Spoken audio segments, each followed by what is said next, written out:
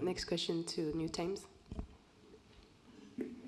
Thank you so much, Mr. President. My name is James Munyanez. I'm from the New Times. Mr. President, you have previously said that Africa's instability is often the result of leaders failing their people, and that coups are symptoms of deeper governance problems rather than solutions. Mr. President, with the recent developments in Guinea-Bissau and in other places before that, like Madagascar and other areas across Africa, what do these developments reveal about the state of governance? What is that? What do these developments, like the coups that we've been seeing, reveal about governance, the state of governance on the continent, and what should African institutions and particularly the leaders of Africa do differently? Because, Mr. President, there's a sense increasing among young people that maybe you have leaders that kind of protect a club of leaders across the continent that kind of protect each other. So what should leaders of Africa and what should African institutions do differently, Mr. President? Thank you. You know, first time when I heard about the coup in Guinea-Bissau, even now I'm not sure really what happened. But when I heard it first, I thought somebody was carrying a coup against himself. That was my first reaction. It didn't appear to me like there was a real coup taking place. Even now, I need some time to confirm. But let me assume it happened, or that in Madagascar happened. For sure it happened, because I think somebody's on the run and there's another one sitting there. To begin with, it means I'm vindicated in what I said that you referred to. And maybe we'll have more coups. And so be it. That is my approach to that question. If there are going to be more coups anywhere around the continent, so be it. Because I also believe true, where coups are taking place, there must be something wrong that has been happening, even all along. You can assume, you can read stories, you can see and appreciate and like something, but once there is a coup, maybe 90% plus, it means in that place there has been a problem people have been not talking about or covering up or something. Now, I don't know whether you want, again, my opinion, which I have.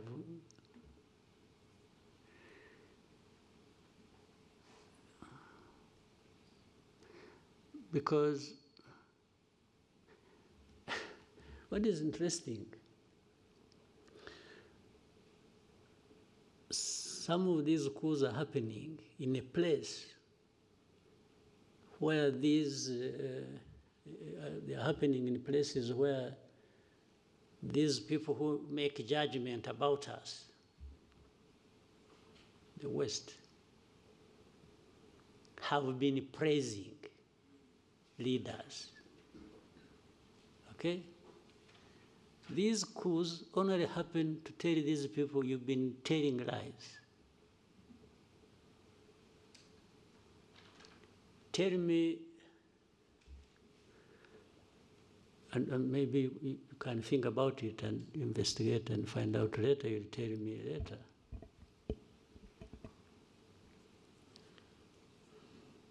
If this coup is not a coup against, let's say, in Guinea-Bissau,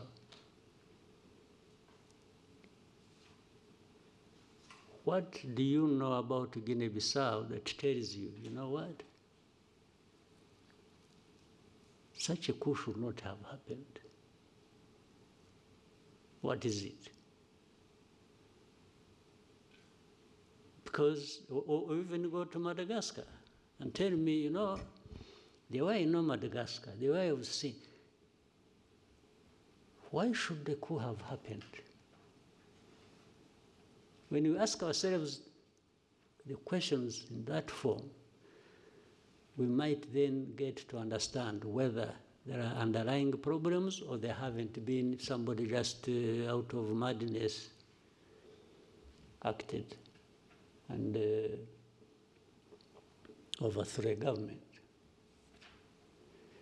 So the young people you talked about, you call them Gen Z? Well, why did you go to Z before you went to Gen Zero? I mean, the last resort, maybe. Is that what it means? I'm just guessing. Still, they are an expression that something is amiss. It may not even mean that they are always right. You see? But I would rather than, for those of us who are still around and don't want to be overthrown, we may need to find a way of making these young people responsible also, so that they feel they are part of, and therefore no need to overthrow. You see what I mean? Because there are so many, they can't all also be operating recklessly, collectively. Maybe some young, some hot heads among them can mobilize others, but still to move the whole mass to do something. So before they do that, it's our responsibility maybe to do something so that they have no need to do that. Because where does it end up anyway? I haven't heard, except in a very distant place, but also differently. I haven't had any of these ones go through that process and becomes the leader. So they always end somehow, maybe for another year, for another term, okay? There is a way to do things and to have a conversation in a manner that they become part of. And they become part of, if a country, because countries have problems, mine has problems. And people necessarily do not get everything they want, because there are real problems that people, say this country, if I use my example, wouldn't have everything as they wish to have it. But it is my duty, and for those other leaders of this country, to be out there transparently explaining to people why there are these problems, and show the effort you are making, and also that it involves them to try and deal with this problem. If somebody has a problem they understand, they won't be violent. They'll even be more sympathetic. They'll be a bit sympathetic because they know somebody, let's say you may say you want a road there. People may say, I want to see a road 100 kilometers from here to there. Tarmac road. But if I go to them, I say, you know what? I'm really trying to put this road because I also think it should be there. But the resources we have, the envelope, so small that we have to split it in so many things, hospitals, schools, this and that. So I'm still falling short of the budget to take care of these roads. So please bear with me. And then I will also tell them, we see in our tax revenues, we are trying to get money from, but you're also not paying up. You are dodging taxes, you are doing this. So please, if you have, I'll make sure that your money, yeah, we'll find a way to making this road.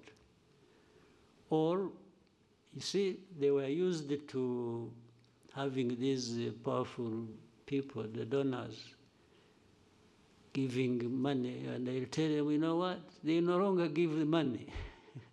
You were used, you were spoiled, that these people would provide money, but they are no longer showing up. Maybe they all have their own roads to build too, and the money is falling short.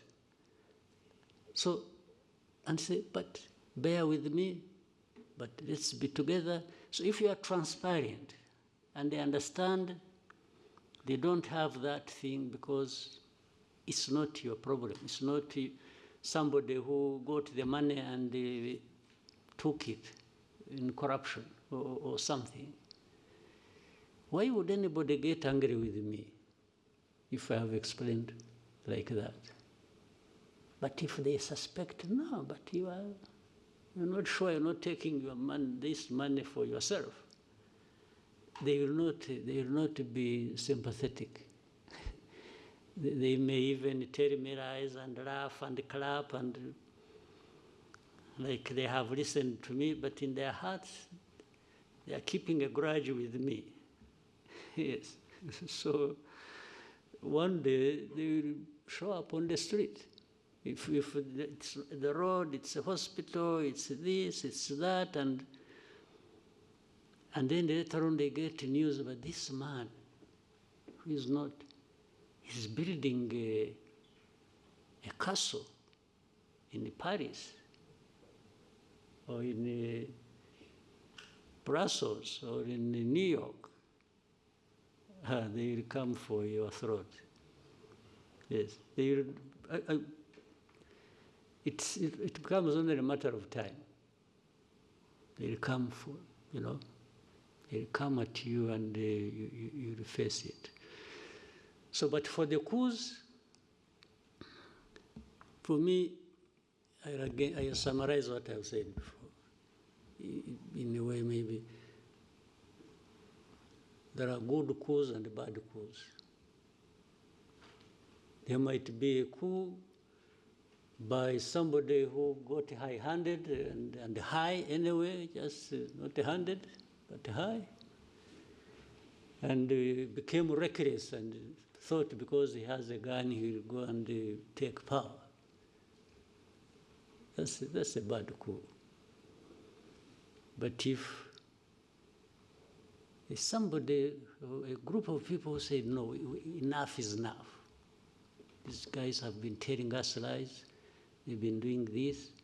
They're enriching themselves. They are cheating us. We can't have it anymore. It's stinking. And they go for whatever form they do it.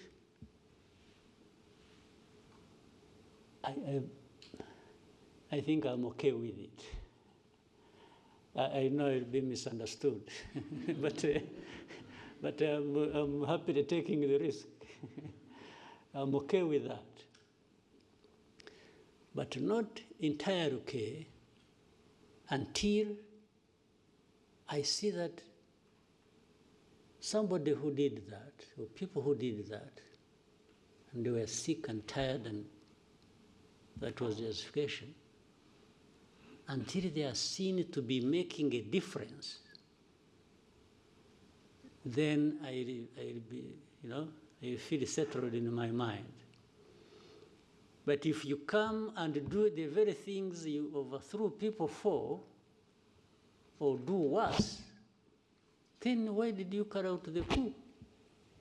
I just say, no, this one deserves another coup or should go to jail.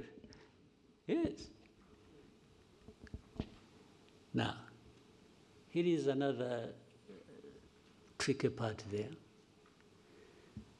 You see, there are these coups, people really have a knee-jerk reaction about coups. It's a coup, everybody, that one should face the barrel of the gun. Let's now, before the coups, talk about that situation. If you have a constitutional government led by civilians,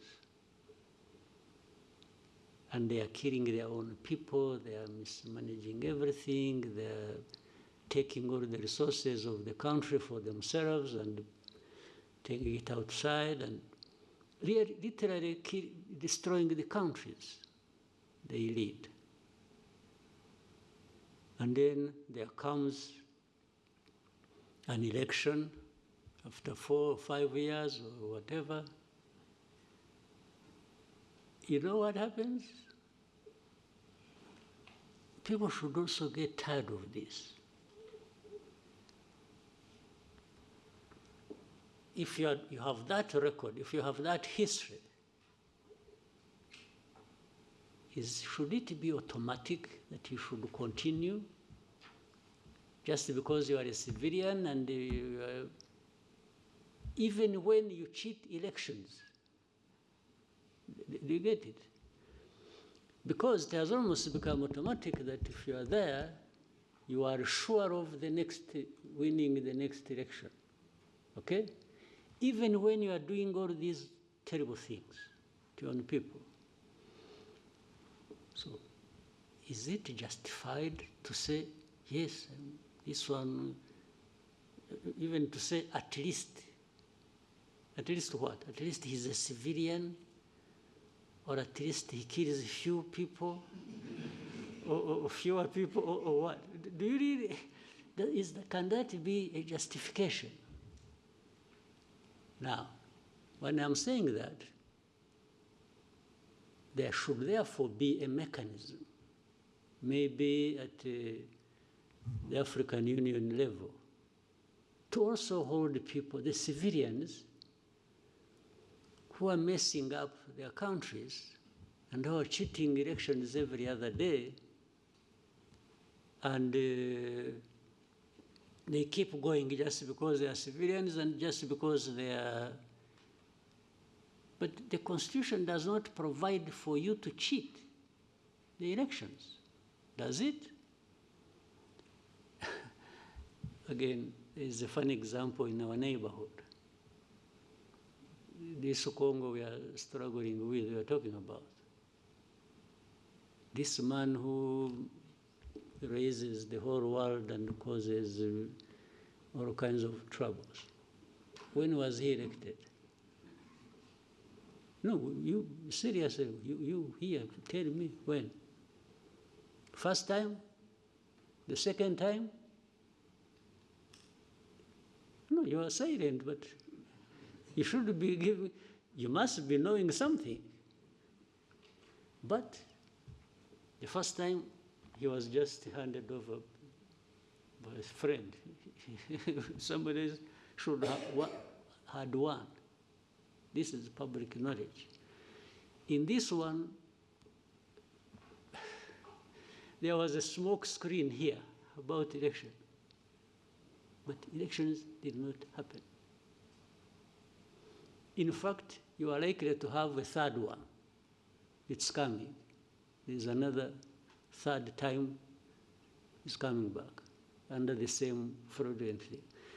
But when you see these people who talk about democracy, about everything, and it's like they're the first to send messages, thank you very much, congratulations, and even when they are privy to this information, they know it. Sometimes maybe they even encourage them to do it. They give them a call in the evening and say, please, by the way, I have a company that is looking for cobalt. Are you aware of that? You know, company X that is, can you give them, what do they call it? Concessions. Can you give them?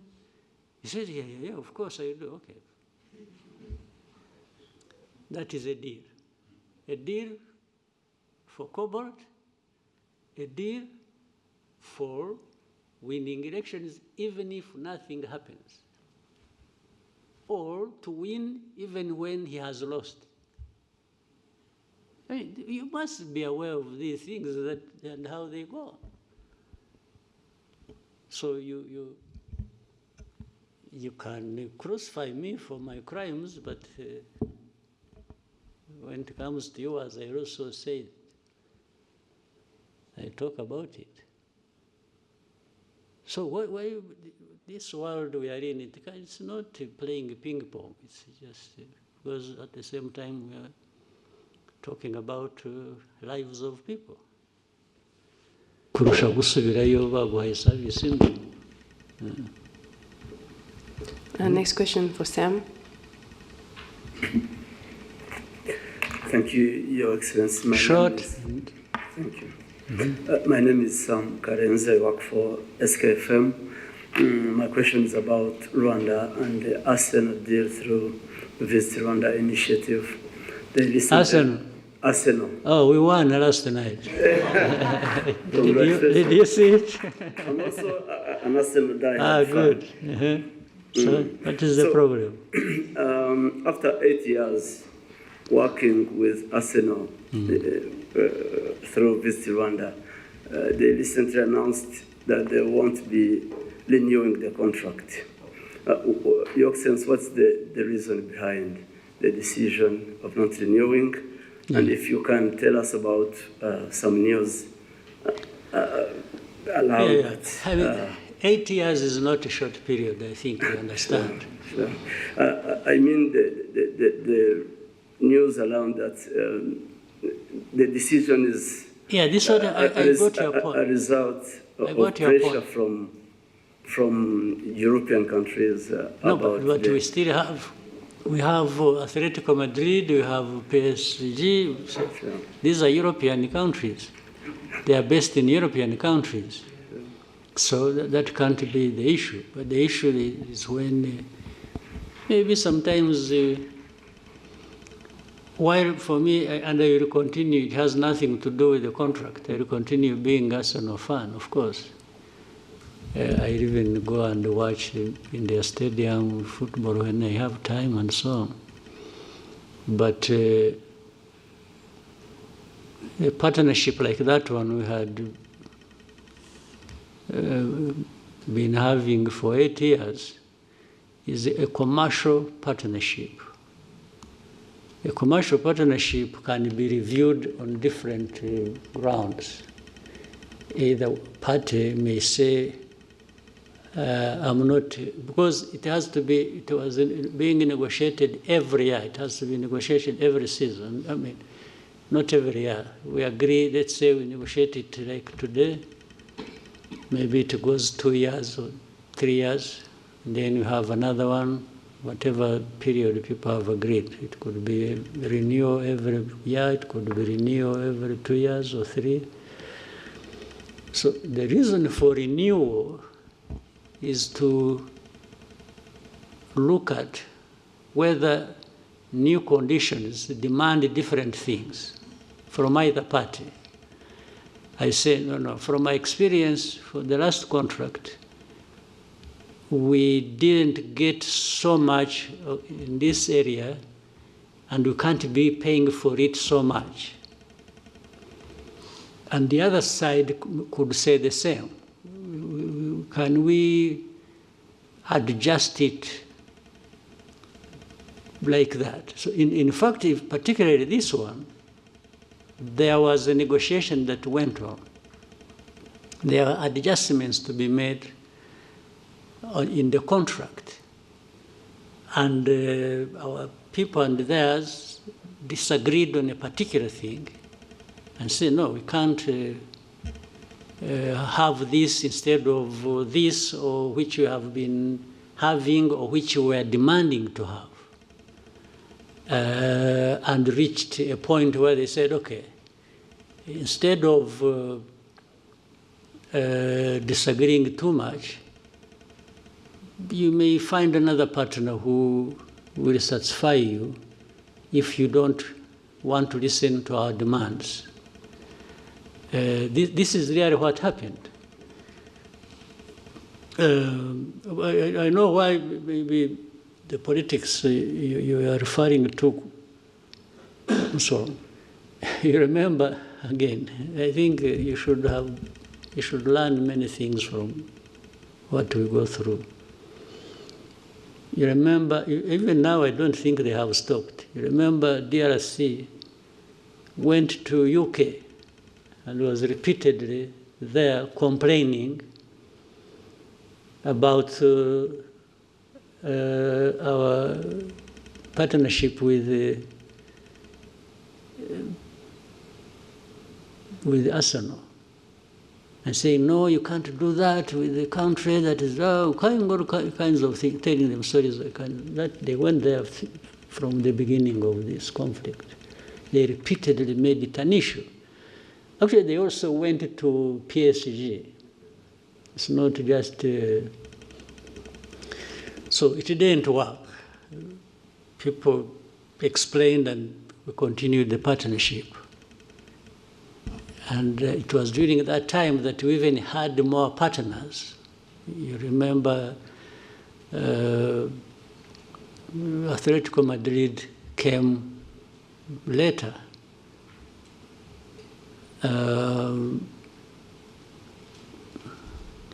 What is interesting, when it failed, when the DRC efforts failed, they started looking for clubs to have partnership with. So, yes, that's exactly what happened. If you saw, I think I saw a game yesterday or the other with the Monaco. Somewhere on the sleeve they have D something. Yes. So you can see you are attacking a partnership and you are saying this, When you fail, you go looking for a similar thing.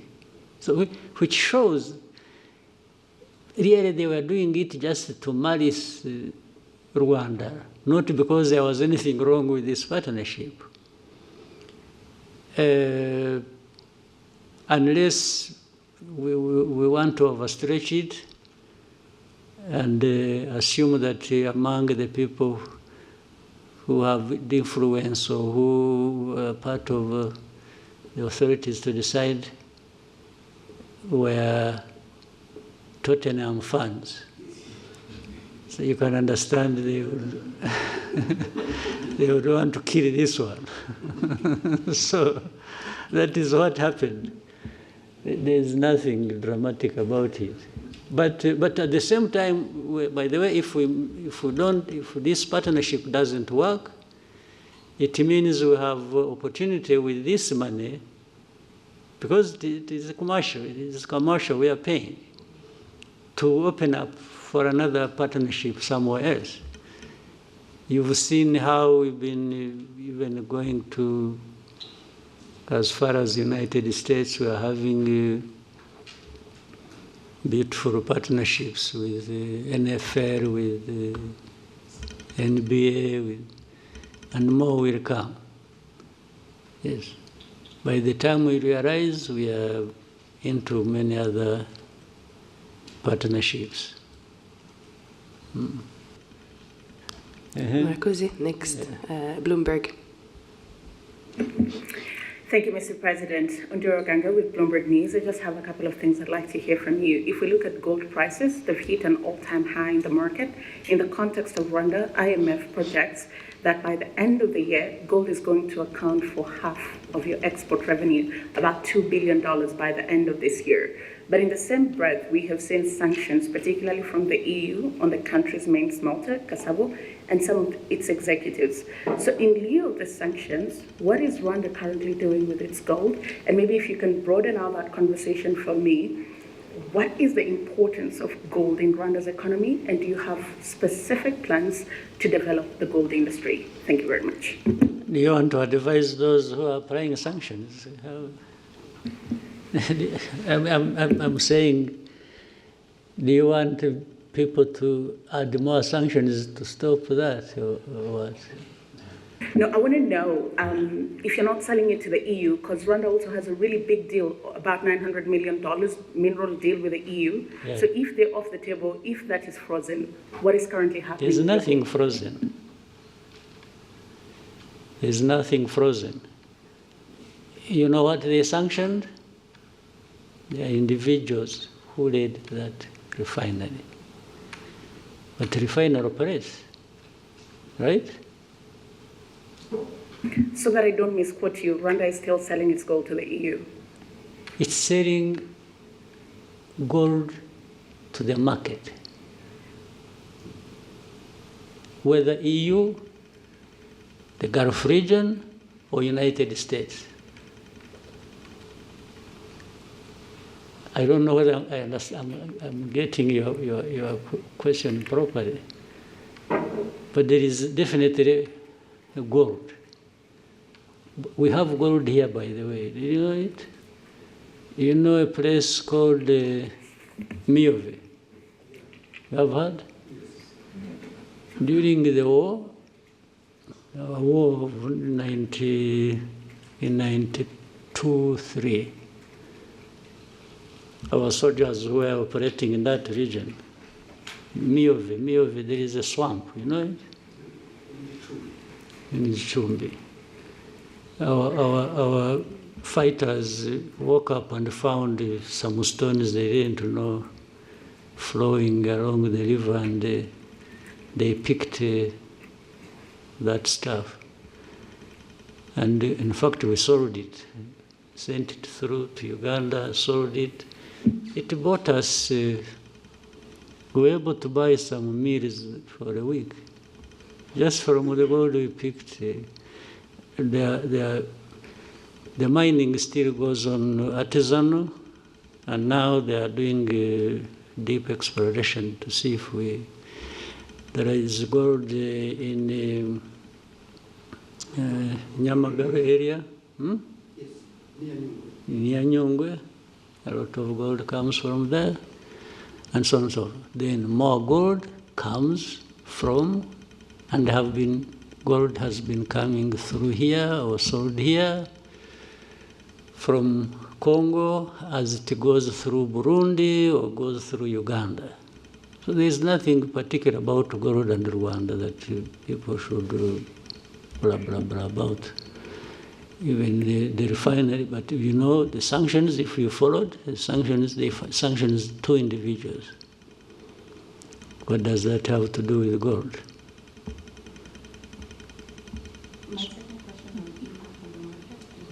Impact of Rwanda on the market, or? The value of gold to Rwanda's economy, and if you're planning to get more into it. Well, it must be there. I haven't calculated it, but the impact must be positive, must be there, relative to the price of gold going up. I've been seeing it is now at around 4,000. Yes, 4,000 plus dollars per ounce, I think. That's huge. As you see it, you may end up, and it has nothing to do with Rwanda, you may end up having wars around gold, those who need it and those who produce it in the world. And those who have more will get more involved than those of us. We are talking about young or small people. Rwanda always carries the burden of the whole world by itself.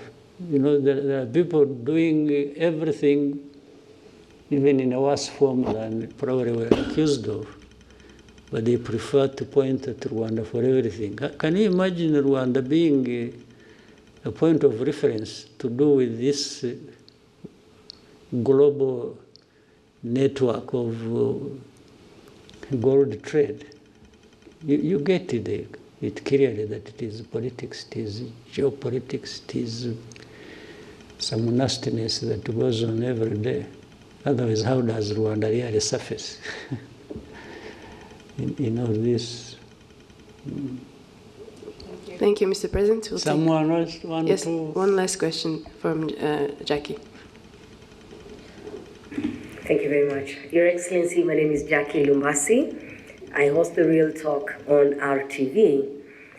And Your Excellency, what I do on this program is try to bring out the person behind the title.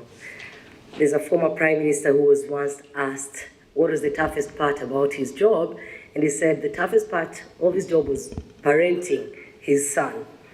And to someone else, they would think when you're a president or you're a prime minister, that should be the hardest job. Mm-hmm. I would love to hear from you as a parent. So in this case, putting aside the president, I would love to talk to PK, the father, the grandfather. If mm-hmm. you've ever had to struggle with anything as a parent, what would that be?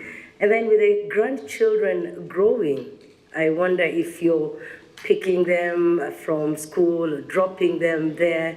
What have they done lately that got you smiling? Some of the images that I've seen online of you, the most beautiful images are those of you around your family. So clearly, the family means a lot to you. And so as you also talk to Rwanda's young people about preserving what we have built as a country, protecting what we have, someone could think maybe you're not talking to your children as well. They could try to put them on the side. As you watch your granddaughters grow and the many other grandchildren that will come, how would you like them to view Rwanda's transformational journey and the role that their grandfather has played? Thank you, Your Excellency. That sounds like a long story to tell. But, well, thank you to in any case, bring it up and reference that.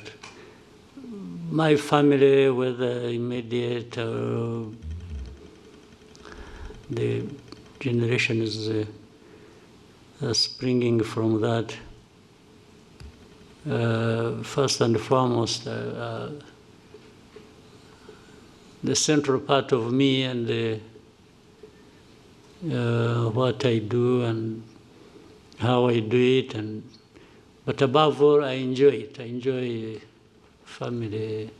I don't find any problems except running around with children so they don't break their legs or fingers or something, but it's all enjoyable, 100%.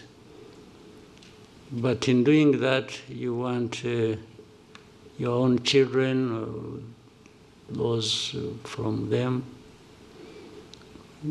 as they grow up, to just be decent people in their lives.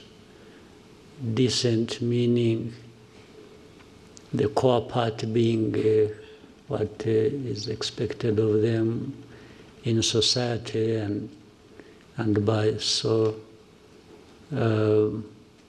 But also making their own mistakes and owning up and growing with a purpose that they can live and lead in the society where they grow up in.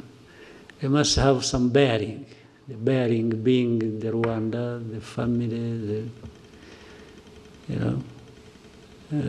so we would, and for those ones, other than the grandchildren, the children, we once in a while we have a discussion around that. And I have time to tell them my experience, my life,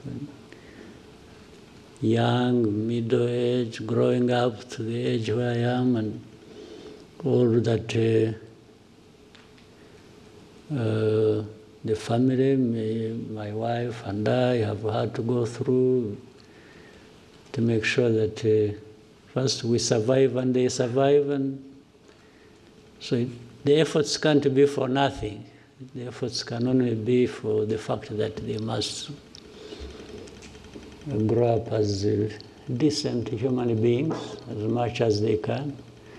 I can tell them so much, but only they can do so much.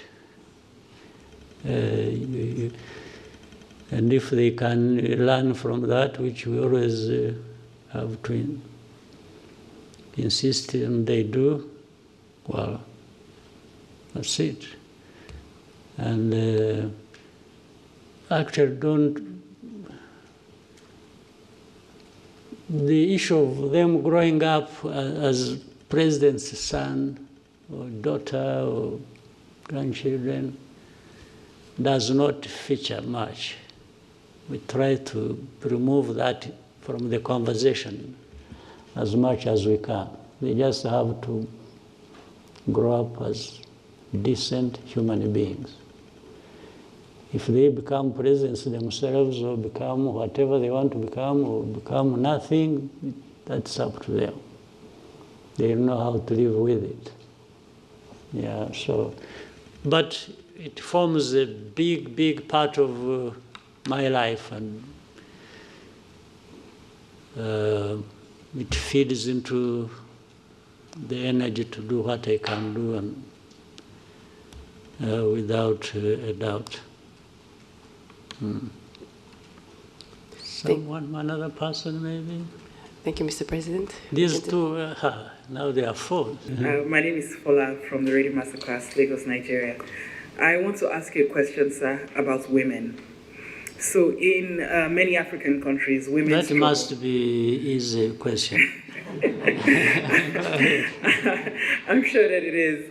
So it's about women and access to reproductive health. I have been in Rwanda for 3 years now, and I have seen from personal experience that Rwanda has actually made significant progress in expanding access, because I can confirm that IUDs that are costing women in some of the countries as much as $300 have been given in hospitals for free here. So my question is, what deliberate policies and investments or institutional reforms did Rwanda do for this to be possible? And what steps would you urge other African leaders to take if they want to replicate this success in making sure that women have this affordable reproductive health services for women? Thank you, sir. Well, I don't want to advise anybody for avoidance of being misunderstood. But the first thing is for people to have in their minds, one, importance of women as a big part of their society, their population, and make sure that you look at the whole population and you look at the different categories of that population, where it is the young people, it's the women, it's men, that is the starting point. And as long as you put, in some cases you may look at the population, you say, oh, you want your population to be this, to do this, but at the same time you are just doing the ordinary thing, and in most cases you are just thinking about men, because they are the ones who are even at the top there thinking and doing things, as in some cases, due to the imbalance we have had in our politics and society. But if you think of women and their specific needs, but also build their involvement around that, you will get the rest right. And therefore, in thinking about good health for your population, you must be seeing certain things that affect different groups, as I said, children. They have different needs in society when it comes to their health. Then we can say men, you can say, but particularly women in this case, and so on and so forth, so that you go fixing. But you are here looking at them under health, but the society that you are managing and that you have to do the best for. This is where it starts from. If you don't start from here, the rest goes wrong.